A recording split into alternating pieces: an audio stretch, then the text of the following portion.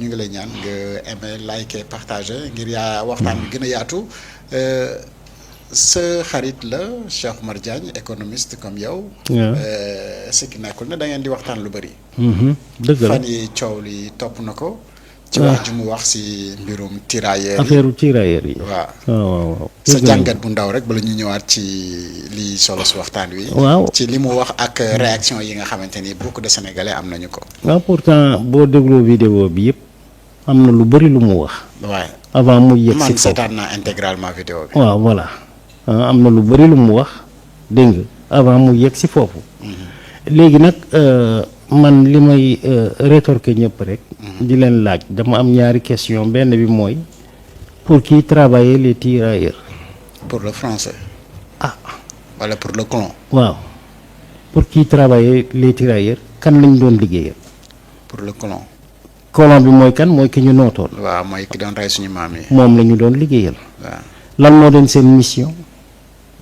tax ñu gën a mën a mate peuple africain bi wala les Sénégalais. yow yaa ko tontu. déet man tontu ma ndax ma laaj ma di la. waaw mais yaa ko mais naturellement. waaw naturellement dégg nga les rôles ont changé parce que tu as eu envie c'est spontanément que tu as répondu. waay te man je ne suis pas le journaliste je suis l'invité mais tu y as répondu mécaniquement comme ça dégg nga parce que ça coule de source dégg nga pour des gens qui sont normaux ñan lañ doon liggéeyal léegi nag il y a 3 sortes de tirailleurs waaw il y a des tirailleurs qui l'étaient sous la contrainte waaw sous la contrainte waaw te kooku deuxième ak première guerre mondiale ci lañ koy gën a observer waaw gis nañ dem nañu ba tànc Seydi El Hadji Malick Sy nekk sa doom il faut nga jox ñu say taalibe finalement mu ne leen duma leen jox taalibe ay doomu jàmbur lañu jël doomam jox leen dégg nga qui est resté là-bas wala décédé dégg nga musul ñibbisi dégg nga yaa Fallou Fall je sais pas doomu Serigne doomu Cheikh Ibra Fall bi ñu tàncee Serigne Touba finalement il s'est sacrifié jël doomam itam mu dem ça c'est sous la contrainte c'était des gens qui ne pouvaient plus xamatuñu nu ñuy def ñu def ko kooku am na il y a des gens qui sont partis par ignorance kooku mooy deuxième catégorie bi ils sont partis par ignorance am na ñoo xam ne sax tenue bi moo la neexoon nag dégg nga et cetera bokk ci benn corps et cetera et il y a des gens qui sont partis par cupidité dégg nga mais ñoom ñëpp ay tirailleurs la ñu woon waaw. am ñu ci am circonstances atténuantes am ñoo xam ne dégg nga on ne pouvait pas leur trouver des excuses tout noonu la demee. mais lii mooy tirailleur. mais ñëpp c'est l'armée coloniale. waaw ñëpp nga jël leen dugal leen ci benn sac. c'est l'armée mais ay traîtres lañ. est-ce que c'est pas trop dit. c'est l'armée coloniale. c'est l'armée coloniale. léegi yow je vais te reposer une autre question est-ce que mën nga comprendre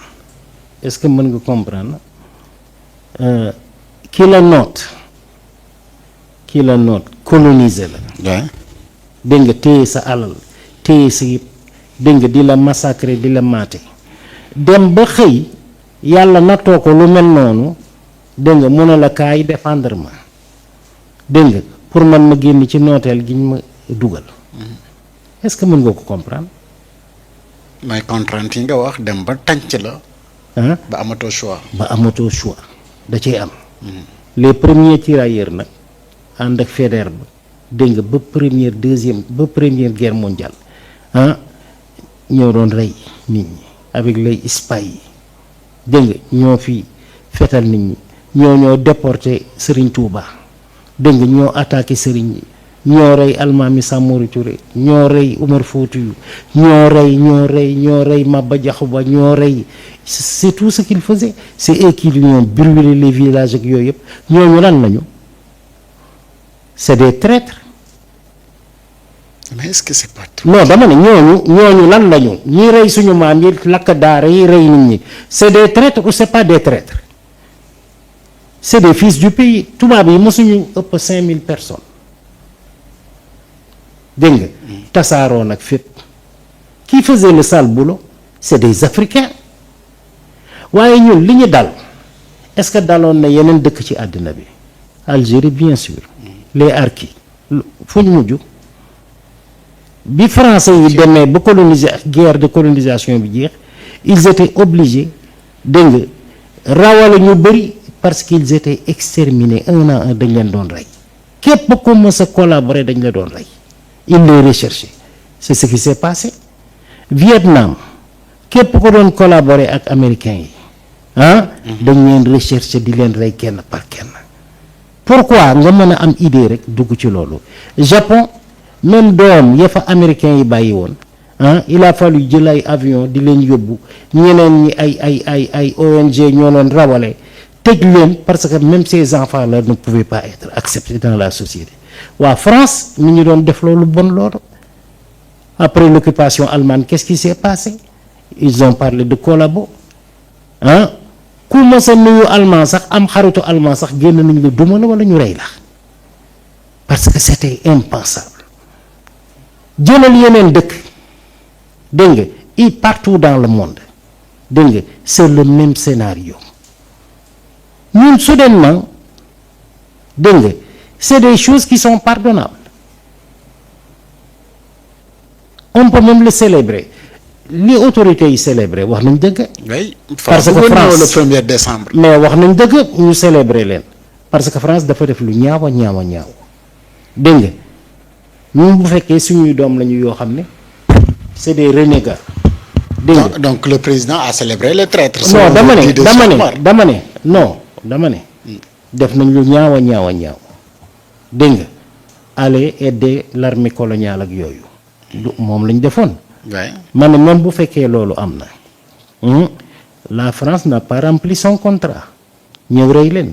il était bon de montrer aux Français dégg nga que seen yu salte yi dégg nga ça ne passera pas dégg nga on va vous mettre en face de vos responsabilités devant l'histoire c'est ce qu'ils ont fait waaw léegi nag quant au fond léegi nag le tirailleur qu'est-ce que c'est?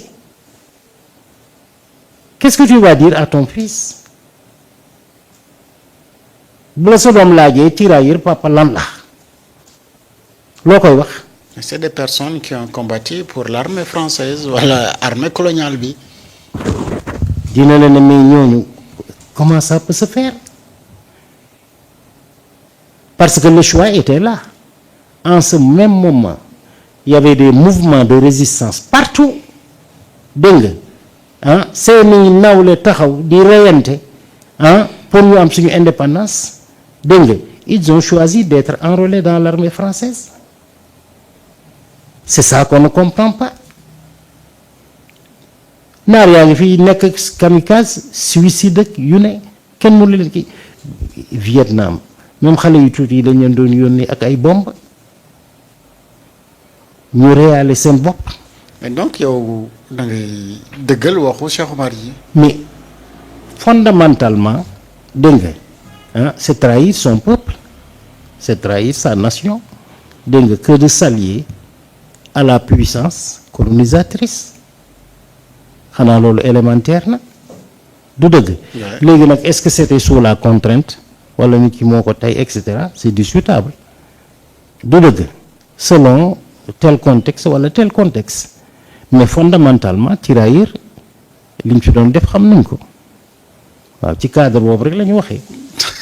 en tout cas les fils et les descendants des tirailleurs ñoom nee nañ dinañu am benn jotaay ak taskatu xibaar yi jeudi si je ne me trompe pas suba dinañ am benn jotaay. mais ñëpp ci fële ca Amnesty International pour mën a wax ñoom it ndax wax jooju jàpp nañu ne lu leen métti leen. te dinañ jàkkaarloog taskatu xibaar yi ñu becc ñoom it leen métti ndax wax ji kot wax moom Cheikh Oumar Diagne nekkul di jox raison l'armée française bi nga xam ne dafa massacrer des tirailleurs comme moom il les traite de traître. non li mu njëkk wax mooy l'armée française ils ont massacré li ñu def normalul. mais des traîtres nga massacré leen. mais du déglu nga vidéo bi ba mu jeex. waaw et plusieurs fois d'ailleurs. waaw et là j'ai compris quand même. déglu nga loolu. oui waaw léegi nag. li ci des d'ailleurs. li ci des léegi nag c'est bala muy définir qui a waaw là collaboré nag et on comment il waaw mais est. on entre dans le cadre de la théorie révolutionnaire dañuy xeex ñii ñëw ñu noot est-ce que tu as compris Ouais. lu tax ngay accepter dégg nga bay dem di reyi keneen dégg nga ndax ki parce que da nga ragal le colonisateur parce que qu'est-ce qu'ils ont fait les tirailleurs en fait ils étaient allés tuer donc mbir yi dafa am manipulation si biir mais yàpp rebondissement yi mu am yëpp. archive yi nekk au niveau de la France dama toog ak benn kilifa gu mag su Ablaye Wade ma ne ko lu tax France doo leen ci taxaw pour ñu déclassifier dégg nga ces archives là Ouais. mu ne ma pour 2 raisons benn bi ñun bëgguñu ñun en tant que état bëgguñu ma ne ko pour lan mu ne ñu bés bu ñu leen déclassifier li ñu gis ah dëkk bi jaxasoo complètement boo moytul dëkk bi tàkk Ah oui. ah les Sénégalais verront la vérité ñu bëri ñu doon tàgg fii sa maam nangam ak sa maam nangam on verra que c'était des collabos toutes les vérités vont ressurgir ñoom ñoo doon jaay. mais bien sûr lu nekk nii la ma ko waxee ne ma on a demandé à ce que ñu téye ko fa en attendant ma ne ko beneen raison bi mu ne France xam nañ nga le degré de détestation ah sera nu mu tudd incontrôlable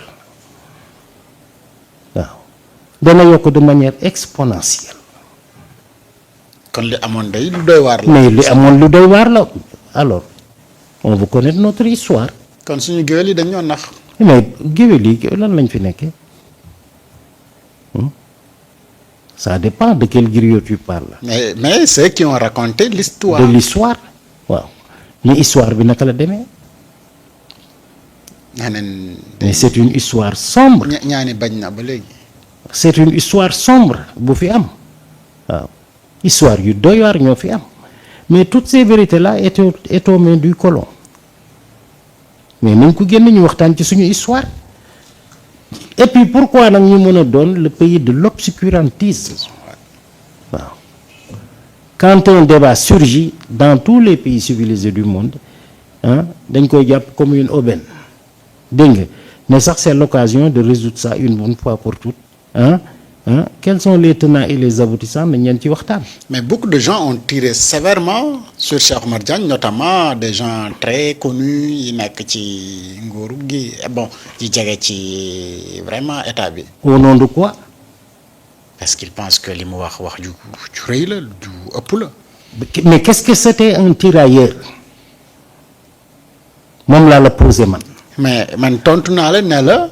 waaw c'était l'armée des colonisateurs qui tiraient sur nos grands-pères et autres bon ñi doon noot. waaw mais waaw léegi est-ce que tu as compris ki rey sama maam man. waaw.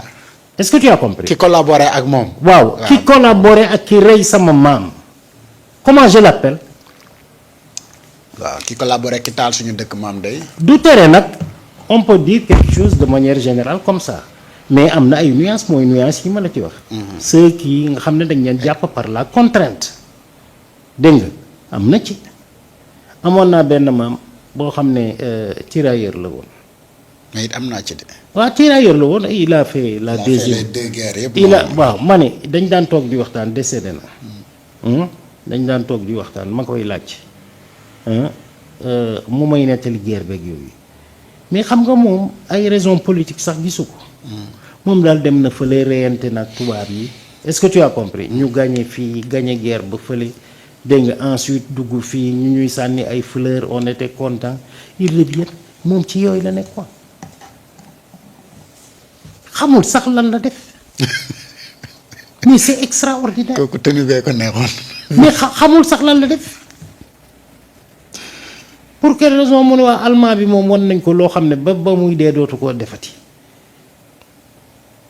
pour qui dégg nga pour quelle raison yoonam nekku ci et ils sont nombreux dañoo bari gàllaaj yi ñu takkoo nag gàllaaj bi ma tubaab bi sàccoo nag dégg nga mais ils sont dans la périphérie mais fondamentalement xamuñu woon li ñu doon def lan la. da cee bari. Serigne Touba ñan ñoo ko arrêté fii à Louga waaw escorté ko sous la menace de leurs armes et de leurs baïonnettes. C'est des Sénégalais, c'est des tirailleurs. Ouais, parce que Faidherbe bu dee bi mu ñëw daanaka indiwul woon. C'est des tirailleurs waaw ñoo fi xoqatal ñi ñëpp kii brûler les villages. quand même c'est des tirailleurs waaw ak ay nit yu dul jeex rëy jur gi rëy lii c'est des tirailleurs waaw léeg-léeg nag il faut qu'on fasse notre deuil dégg nga mais intellectuellement itam qu'on se pose des questions en fait ñi ñan la ñu woon dégg nga et puis lii lan la c'est tout waaw man foofu rek la polémique bi ci am ni yëpp pour yow matu ko woon. mais jaru ko il faut qu'on se demande qui étaient les tirailleurs pour qui travaillait-il. Et si tu as la réponse. ñu mujj ñi lu ñu doon def France c'était pour libérer. la France. La France. de Hitler moom. À quel titre? Est-ce que c'était des militaires français? Non. À quel titre? À titre de mercenaires et de légionnaires. Signé ay contrat lii laa lay fay nga defal ma nangam moo doon seen qualité. Ça c'est l'histoire. Mais c'est l'histoire, c'est ce qui est écrit aussi. Noonu leen di tuddee. Des tirailleurs. Des tirailleurs. Ouais. Très bien. Je les appelle des tirailleurs. En tout cas c'est très intéressant pour que ñu xam comprendre si ban angle Cheikh Oumar Diagne waxee parce que ça c'est l'histoire. Mais c'est l'histoire. Histoire nag même bu mettee nañ ko xam. Mais man li ma jaaxal encore. mais jàpp naa ne mënoon na woddu nag wax ji. dafa am tubaab sam benn xaritu tubaab philosophe. en Europe bu ma xamul dañ daan toog nii di waxtaan. mais xam nga lan moo ko nee na ce qui le fascinait. ce qu'il me reprochait. nee na ma yéen vous n'avez pas d'esprit analytique. nous sommes très froids nous Européens quand on analyse les situations. Et on est intransigeant par rapport à certains principes. Yéen vous êtes toujours dans l'émotion. Senghor itam wax na ko. La raison est blanc. Hélène waaye. Et l'émotion est maigre. Ah non tey ma reyanteeg yow parce que sama maam ci la bokkoon. Mais tu devais au moins te taire. lu may nëbb la. Est-ce que tu as compris? Et sous n'importe quel prétexte, on ne peut pas défendre l'indéfendable. Quelle histoire allons-nous raconter à nos enfants? Dañu rafetlu histoire bi ne leen non tirailleurs yi tubaab bi ñoo leen forcé woon ñu dem xeexali leen xam nga li ma la wax. ñoo leen forcé woon ñu dem rey diw rey sëriñ diw mais dañ leen forcé woon pour ñu def ko. bu dee xale bu am xam-xam lu mu lay njëkk wax waa lu tax ñoom tourné wu ñu xeex ak tubaab yi. nga ne non suñu maam lañu pourtant nit ñu baax la ñu woon ak léegi yooyu mun na mais man ay tàppet nga may wax. c'est quel genre yi nga may wax dama nga dugal loolu ci sa bopp doom il ne faut pas comprendre.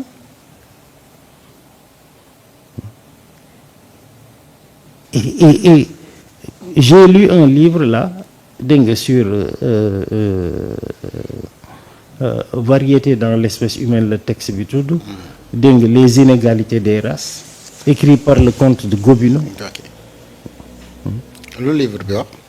mais Gobineau tey bu doon dund suñ ko yeewoon ci bàmmeelam ne ko Sénégal célébré nañu tirailleurs yi demoon xeexal France dellu si. Tu sais ce qu'il va dire? Non. Hein? Non. Danaan mais j'avais raison. Je vous ai dit que c'était des idiots. C'est ce qu'il a toujours tenu. C'est des idiots. amuñu xel. Mais ça ne m'étonne pas. Vous me dites que ñoom ñoo dem